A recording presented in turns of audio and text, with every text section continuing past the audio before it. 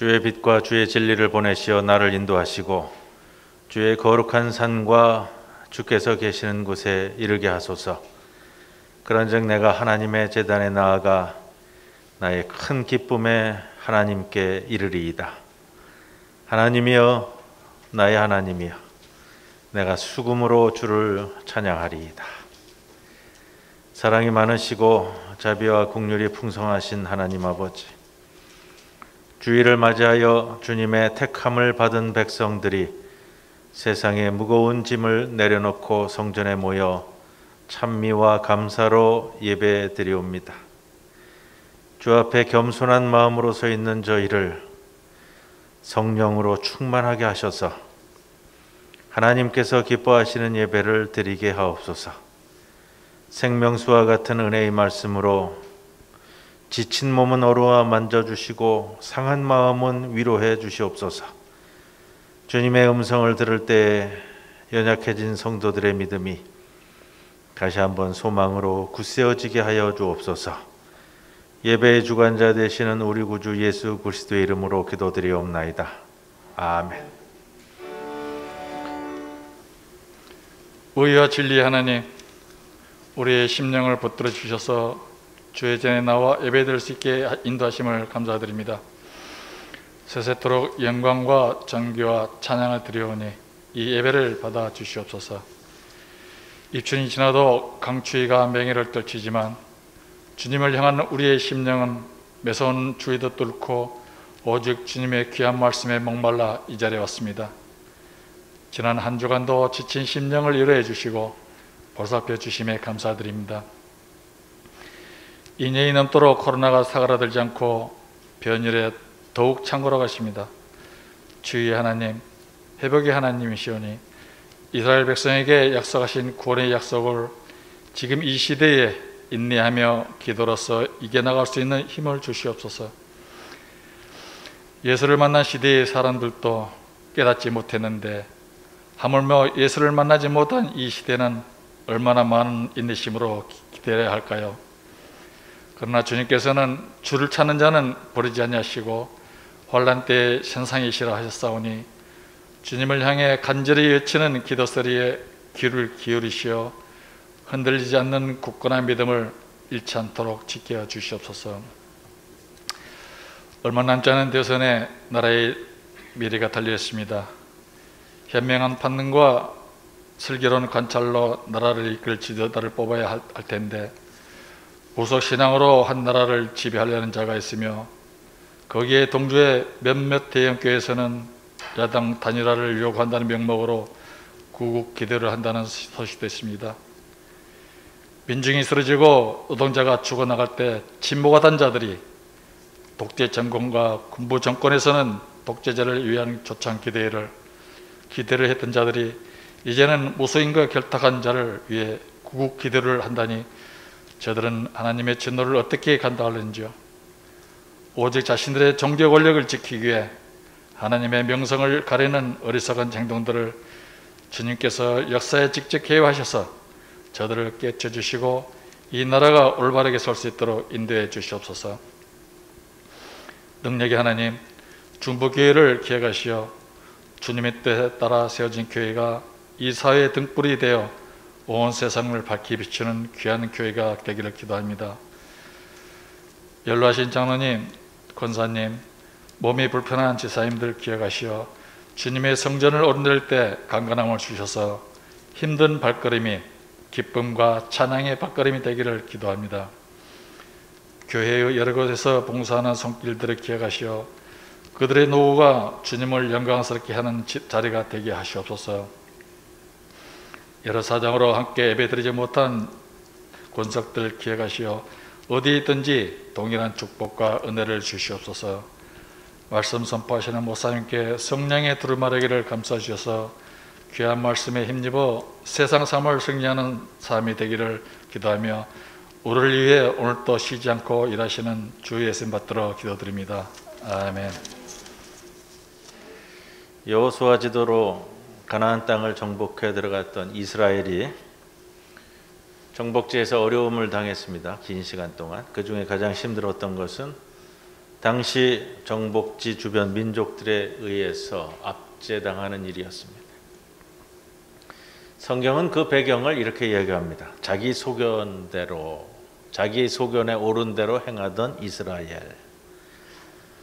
즉 하나님 없이 행하던 이스라엘을 지적합니다. 이방인들의 압제에 힘들고 눈물 흘리며 하나님을 찾아 간구하면 하나님께서 이스라엘의 부르짖음에 응답하셔서 사사를 보내주시고, 사사는 이스라엘을 이끌고 이방인들의 압제를 물리쳤습니다. 그러나 또 시간이 지나면 하나님을 잊어버리고 같은 사건을 반복했습니다. 이제 사사기의 역사도 막바지에 이르러서 13장에 오면 블레셋 사람들의 압제가 심할 때에 사사기에서 이야기되어지는 마지막 사사입니다. 이 모든 일들을 정리하고자 그 전과는 달리 특별한 사사를 한 명 세우시게 됩니다. 그 특별함은 태어나기 전부터 하나님의 개입에 의해서 세워지는 사사입니다. 성서가 증언하는 이런 인물들이 참 드뭅니다. 태어나기 전부터 그 인물에 대해서 서술하고 있는 것은 우리 예수님, 그리고 조금 약한 모습으로 나타나지만 사무엘 선지자, 이 정도. 세례 요한에 대한 것들 좀 약하게 나타나는데, 13장 5절 계속 반복되는 표현으로 제가 말씀을 드립니다만, 그가 블레셋 사람의 손에서 이스라엘을 구원하기 시작하리라. 그의 목적이 정확히 기록되고 있어요. 하나님의 뜻이고요. 하나님 구원의 시작을 알리는 표현이자 인물로서 삼손이 등장합니다. 우리가 아는 것처럼 삼손은 좀 특별한 능력을 소유하고 있죠. 그 능력이 어떤 거죠? 힘이 좀 센 겁니다. 그의 전생에 걸쳐서 오늘 본문에서도 사자를 염소 새끼 찢듯이 찢었다. 14장 19절에 가면 블레셋 30명을 대적하여 쳤고요. 15장 16절을 넘어가면 낙의 턱뼈 하나 가지고 1000명을 상대하는 사건을 다룹니다. 16장 1절 이하에 가면 묶였을 때 성문짝들을 떼어서 산꼭대기로 올라간 사건을 전해주고 있고, 마지막 장면에서는 죽게 되지만 블레셋 다곤 신전에 잡혀와 그래서 두 눈이 뽑혀지지만 신전을 무너뜨리고 블레셋 사람들을 처리합니다. 삼손의 이런 능력은 어디서 나올까요?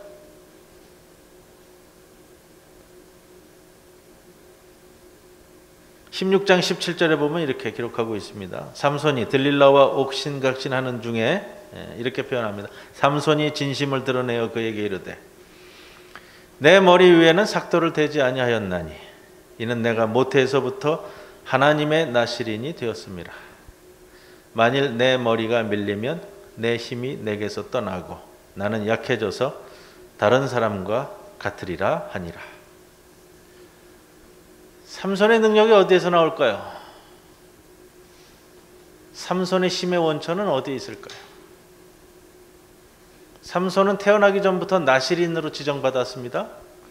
나시린은 특별한 목적과 사명을 감당하기 위해 일정 기간, 일반적으로는 일정 기간이에요. 삼손은 평생을 나시린으로 지정받은 독특한 케이스라고 말씀을 드렸고요.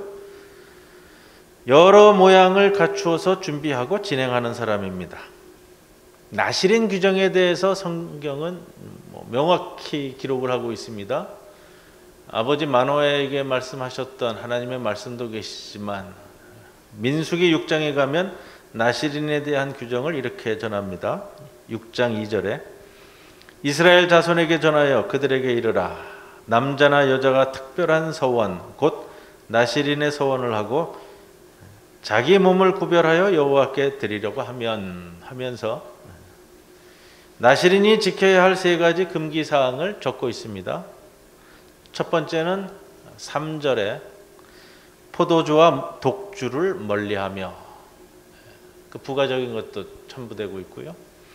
두 번째는 5절에 그 서원을 하고 구별하는 모든 날 동안은 삭도를 절대로 그의 머리에 대지 말 것이라.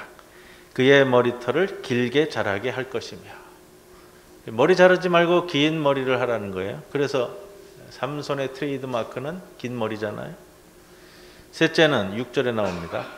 자기 몸을 구별하여, 이 표현은 반복돼요. 자기 몸을 구별하여 여호와께 드리는 모든 날 동안은 시체를 가까이 하지 말 것이라.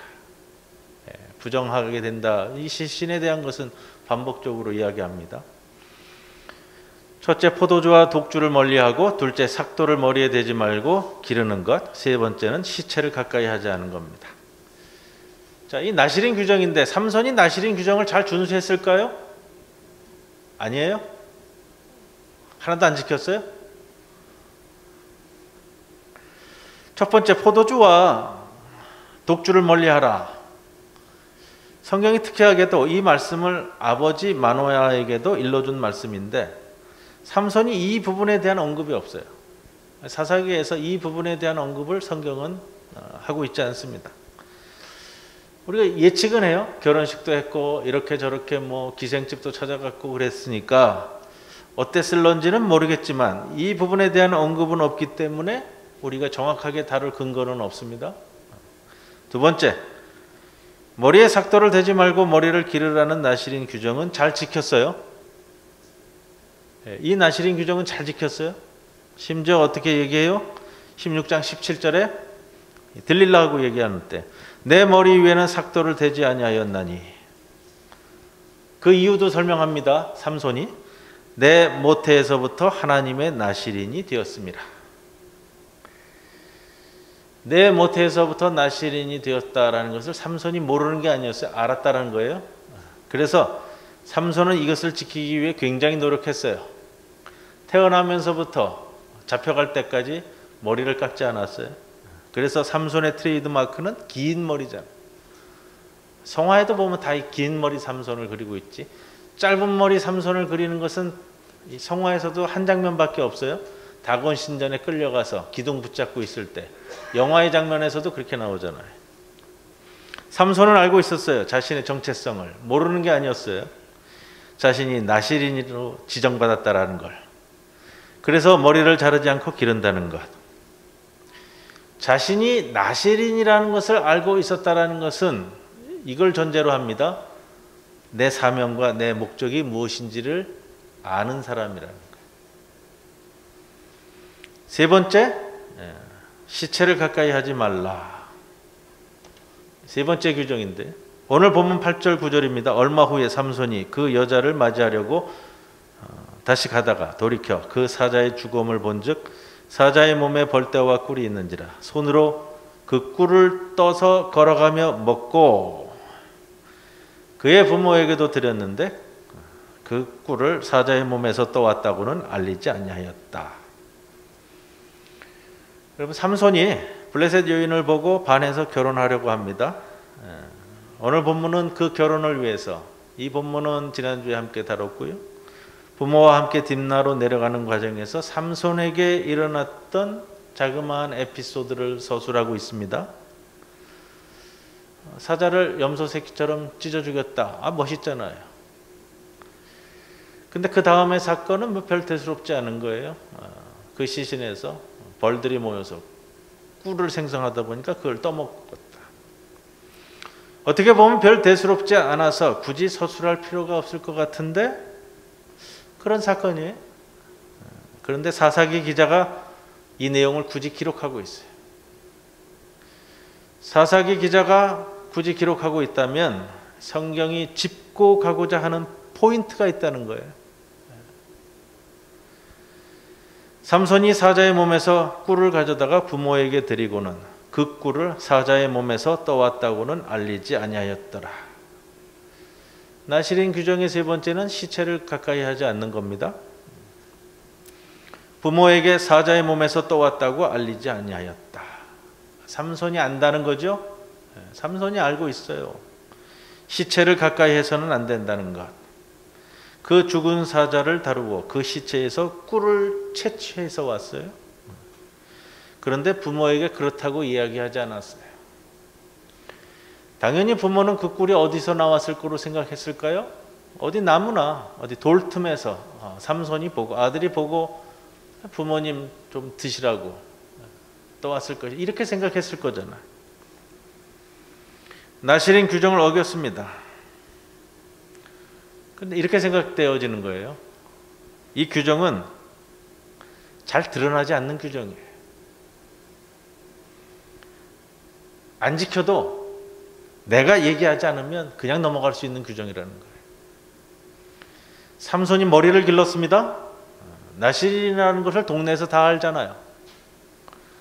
머리카락을 자르면 사람들 눈에 금방 눈에 띕니다. 나실인인데 머리카락을 잘랐네. 삼손은 이렇게 누구나 금세 알 수 있는 머리카락은 자르지 않기 위해 발버둥 치며 애쓰고 살았어요. 그런데 사람들이 보지 않는 곳에서는 나만 행하는 시체를 만지는 금기사항은 아무런 고민 없이 행했다라는 거예요. 늘 내 눈에 만족한 대로 살아왔기 때문에 꿀이 먹고 싶은데 그게 죽은 사자의 몸에 있어도 그냥 주변에 아무도 안 보이면 그냥 떠다 먹는 거예요. 성경 기자가 이것을 우리에게 짚어주고자 하는 거예요. 이 모습이 삼손의 모습이다라는 거죠. 오늘 본문은 삼손의 활동 초기예요. 14장에 본격적으로 활동을 시작하는데 블레셋 이방인 여자하고 결혼하겠다고 나섰고, 두 번째는 이 사자의 꿀 사건이 등장하고 있어요. 처음부터 성경 기자는 이 부분을 짚어서 우리에게 주는 메시지가 있는 거예요. 하나님 앞이 아닐 때에 삼손이 어떻게 행할까? 사람들에게 보이는 머리 기르기는 잘 지켰어요. 사람들이 잘 모를 시체를 가까이 하는 것은 신경 안 쓰고 행하는 신앙의 이중작태를 보이는 인물이다라는 겁니다. 그 부분을 성경 기자가 짚고 가겠다라는 겁니다.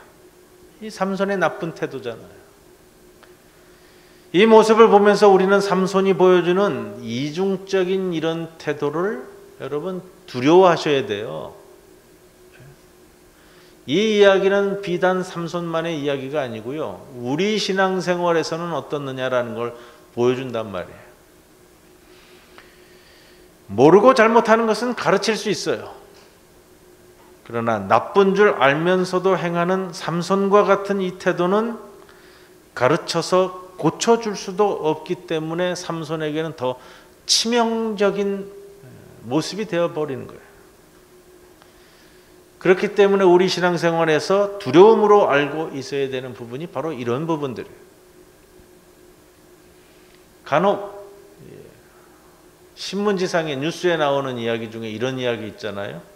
은행이나 회사에서 말단 직원이나 격리 보는 여직원이 회사 돈 수십억 원을 횡령하는 사건이 나와요. 끊이지 않더라고요. 참 희한해요. 이거 뭐 한두 달 전에도 또 하나 또 터져가지고 나왔었죠. 이 직원이 처음부터 수십억 원을 횡령하지는 않았을 거예요. 그게 쉬운 게 아니니까. 처음에는 아마 몇천 원, 몇만 원 처리하면서 아마 장부상 흘려지는 돈을 그냥 주워 담았을 거예요. 아무도 모르니까. 그러니까 그게 점점 대담해지는 거죠. 그 다음에는 몇십만 원, 몇백만 원, 몇천만 원 하다가 수억, 수십억이 됐어요. 결국은 잡히잖아요. 어떻게 본다면 이 처음 그 직원이 몇천 원, 몇만 원 횡령했을 때에 차라리 그것이 발각돼서 핀잔을 받고 주의를 받고 했으면 나중에 수갑차는 일은 없었을 겁니다. 삼손과 같은 타락을 막기 위해서는 어쩌면 들키는 것이 축복일 수도 있어요. 때로는 우리가 그런 면도 좀 생각해 봐야 될 거예요. 지난주 말씀 삼손이 처음 등장하여 이루어진 사건은 부모 형제가 다 말리는 이방 여인에게 장가들겠다고 하는 것이었습니다. 오늘 본문은 시체를 만지고도 스리슬쩍 넘어가던 모습인데, 이러한 삼손이 어디까지 치달아가게 되느냐? 16장에 가면 이렇게까지 치닫게 됩니다. 16장 1절에 보시면 삼손이 가사에 가서 이 가사는 지금 뭐 팔레스타인 지역 이야기 나올 때 이 가자 지구 많이 나오는데 그 가자 지구예요. 가자에 가서 거기서 한 기생을 보고 그에게로 들어갔더니 이렇게 표현합니다. 우리말 성경 번역할 때 성경이니까 점잖게 표현하는 것들이 이렇게 될 때가 있어요. 기생에게 들어갔다. 그냥 뭐 듣고 넘어갈 수 있는 표현인데 원문은 어떻게 되어 있냐면요. 매춘부에게 들어갔다. 영어 성경도 그냥 노골적으로 매춘부라고 썼어요. 나실인 규정이 추구하는 것은 하나님이 세우시는 인물로서의 거룩함을 배경으로 합니다. 하나님이 거룩하시니 하나님의 사명을 감당하는 자 역시 거룩해야 된다는 거예요. 그 나실인이 이제 매춘부를 찾아 들어가는 상황까지 이르렀다는 겁니다. 시체를 만지고도 들키지 않으니 점점 더 대담해져 가는 거예요.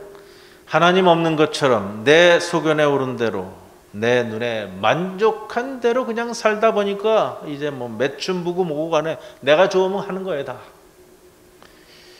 삼손은 자신의 능력이 긴 머리카락에서 나온다고 생각했어요. 16장 17절에 다시 읽어드리면 내 머리 위에는 삭도를 대지 아니하였나니 만일 내 머리가 밀리면 내 힘이 내게서 떠나고 나는 약해져서 다른 사람과 같으리라. 맞는 생각일까요? 16장 19절은 이렇게 표현합니다. 들릴라가 삼손에게 자기 무릎을 베고 자기하고 사람을 불러 그의 머리털 7가닥을 밀고 괴롭게 하여 본즉 그의 힘이 없어졌더라. 그런데 이어서 성경 기자는 20절에 이렇게 설명해냅니다.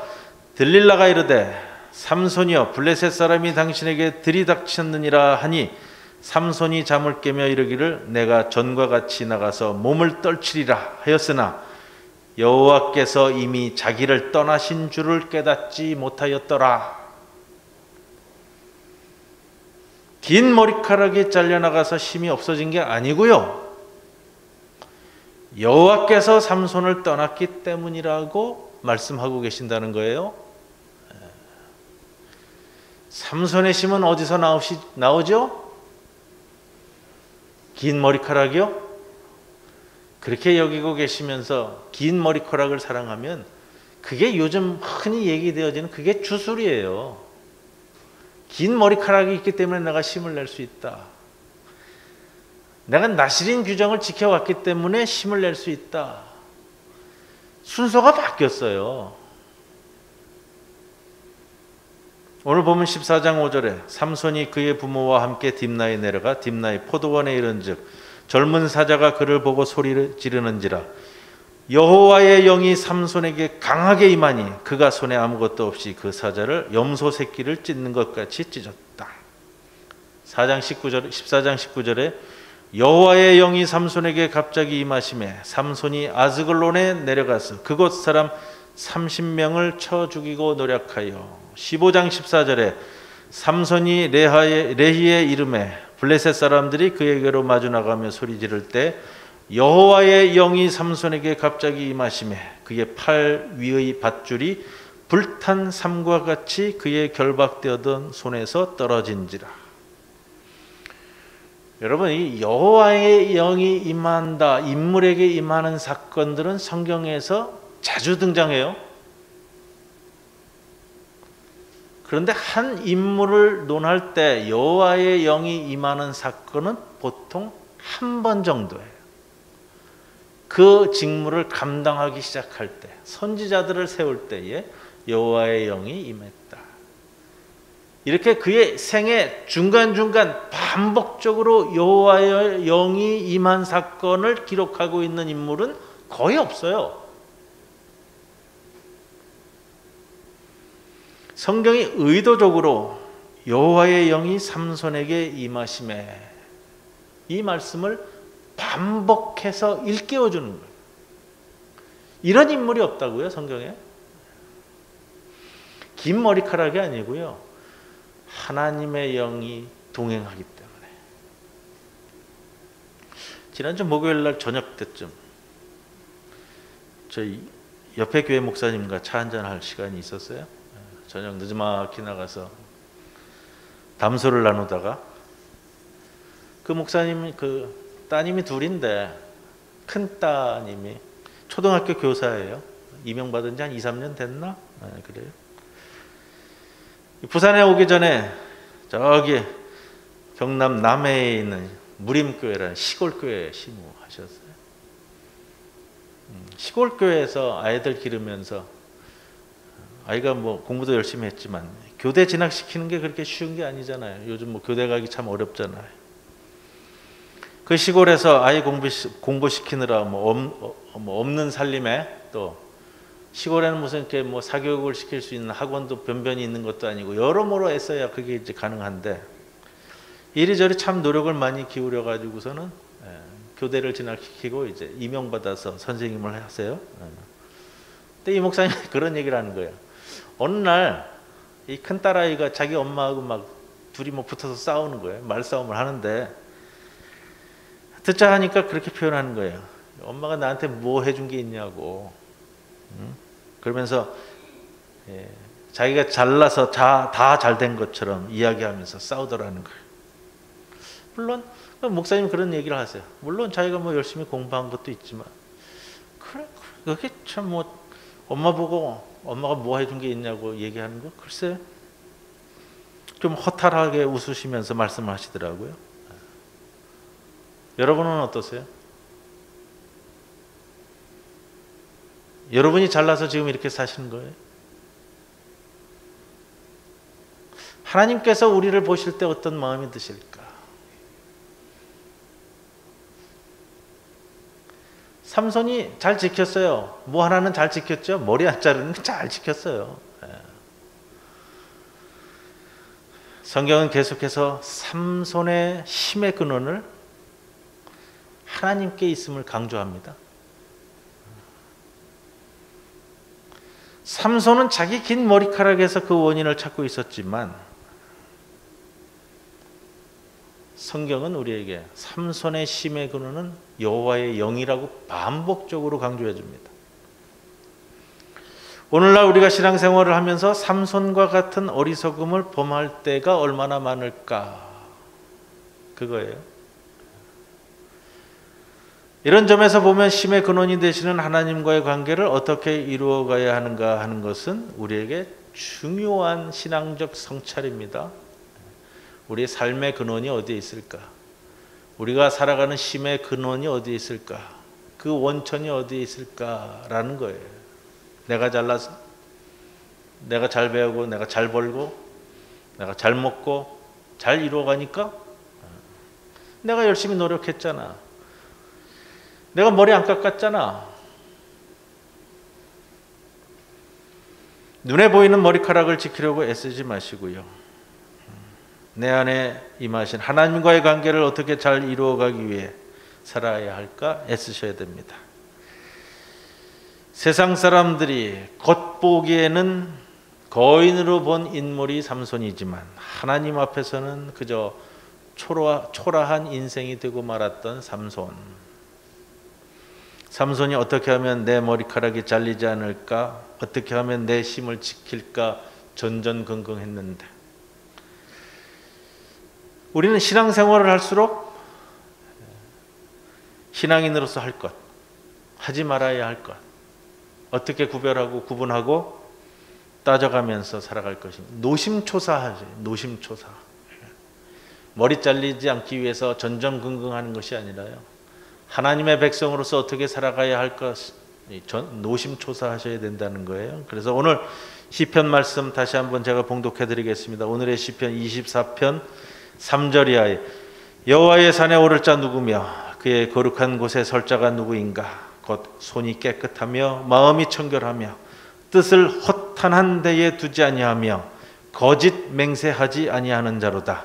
그는 여호와께 복을 받고 구원의 하나님께 의를 얻으리니 이는 여호와를 찾는 족속이요 야곱의 하나님의 얼굴을 구하는 자로다. 오늘 이 말씀을 붙드시고 세상이 볼 때 위대한 자 같으나 하나님 앞에서 초라한 인생이 되어지는 삼손이 아니라 내 안에 거하시는 하나님의 영과 동행하며 시편 말씀처럼 하나님의 얼굴을 구하는 자로 살아가시기를 주님의 이름으로 간절히 축원을 드립니다. 고마우신 아버지 하나님 감사합니다. 오늘도 저희들을 이끌어 주시사 주의 전에 나오게 하시고 주의 말씀으로 우리 심의 원천을 삼게 하시니 감사합니다. 내가 아니라 하나님과 동행하며 살아가는 나를 통해 이 세상 살아갈 힘을 얻게 인도해 주옵소서.